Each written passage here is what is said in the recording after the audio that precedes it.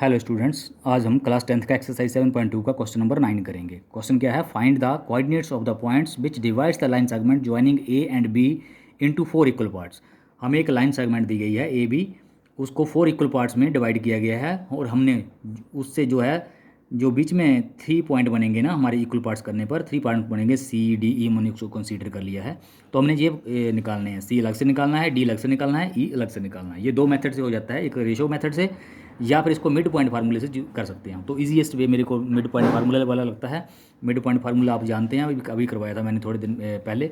Mid point formula है ना, उसकी हेल्प से कम करेंगे इसको। तो पहले हम मान लेते हैं जो हमने जो निकालना है, क्या निकालना है? Let C D and E are the required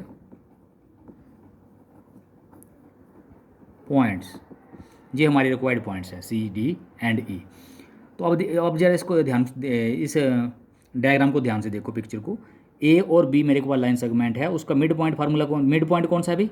D. D जो है वो मिड में आ रहा है, क्योंकि 4 इक्वल पार्ट्स में डिवाइड कर रहा है। मान के चलो ये 1 पार्ट है, 1:1:1:1, 4 पार्ट हुए ना इसके, 4 इक्वल पार्ट्स हो गए इसके, है ना। तो डी जो है मिडल में आएगा इसके, है ना। तो मैं पहले इसको मिड पॉइंट फार्मूले से देखता हूँ, बाद में मैं आपको समझाऊंगा कि सेक्शन फार्मूले से भी कैसे कर सकते हैं आप, ठीक है। तो पहले ये देख लेते हैं, जहाँ लिखेंगे because D is the mid point of A and B. A और बी का मिड पॉइंट है डी। तो by using mid point formula, mid point formula क्या है? जब हम डी के कोऑर्डिनेट्स निकालेंगे, द कोऑर्डिनेट्स ऑफ डी क्या बन जाएंगे? अब यहाँ पे मिड पॉइंट फार्मूला मैं फिर से रिवाइज करवा देता हूँ आपको। एक्स निकालना होता है तो हम x1 प्लस x2 अपॉन 2 करते हैं, और y निकालना हो इसके लिए तो y1 प्लस y2 अपॉन 2 करते हैं। ओके, यही हमारा फार्मूला मिड पॉइंट फार्मूला के लिए। तो इसको इकट्ठे भी निकाला जा सकता है, तो यहाँ पे मैं इकट्ठे ही लिखता हूँ एक्स वाई। तो इसके लिए मैं यहाँ फार्मूला लगाऊंगा।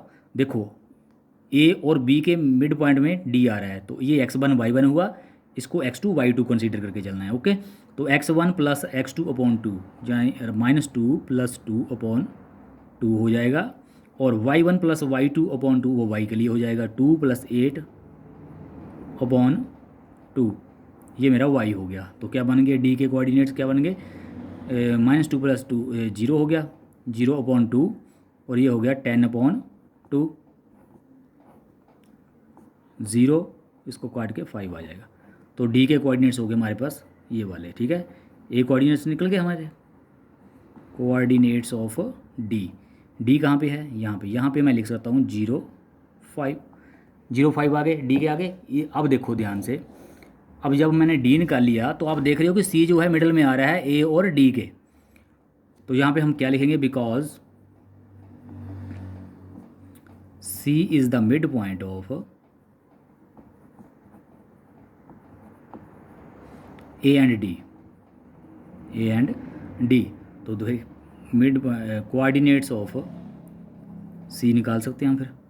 कोऑर्डिनेट्स ऑफ सी, वही फार्मूला मिड पॉइंट फार्मूला लगेगा यहाँ पे ना, लेकिन x1/1 ये और x2/2 ये होगा, अब चेंज हो गए ना, x1/1 x2/2, क्योंकि C is the mid point of A and D.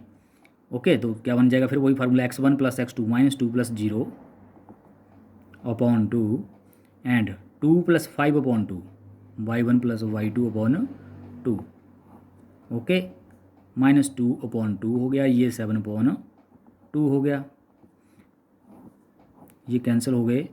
तो ये हमारे पास आ गया -1 एंड 7 अपॉन 2। ये हो गए कोऑर्डिनेट्स ऑफ सी। अब देखिए, सी के कोऑर्डिनेट्स में लिख सकता हूँ यहाँ पे क्या बन, -1 एंड 7 अपॉन 2 हो गए। अब रह गया मेरे पास ई।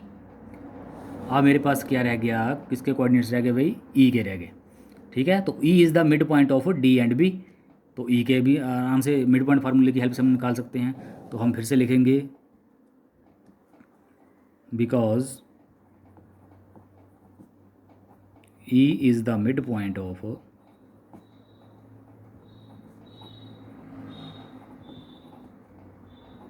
D and B, then coordinates of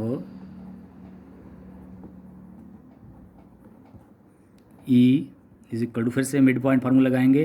तो अब देखो हमारे पास x1 और x2 चेंज हो गए अब यहाँ पे आके, ठीक है ना। अब हमारे पास क्या है, ये x1 ये x2 मान के चलेंगे। ये इतना तो आपको ध्यान रखना पड़ेगा कि x1 क्या बन रहे हैं, x2 क्या बन रहे हैं, तभी आपका क्वेश्चन निकलेगा मिड पॉइंट फार्मूले से, ठीक है।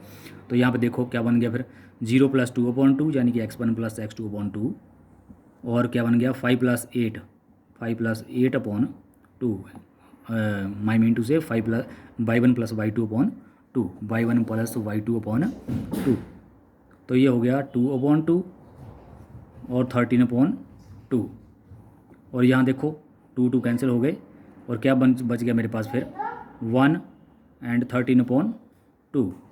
तो ये मेरे ई के कोऑर्डिनेट्स हो गए, ठीक है। तो अब हमने सभी जो हमें रिक्वायर्ड थे वो निकाल लिए हमने, कोऑर्डिनेट सभी के निकल गए हमारे, सी के भी आगे, डी के भी आगे और ई के भी आगे। तो that is the answer. Thank you.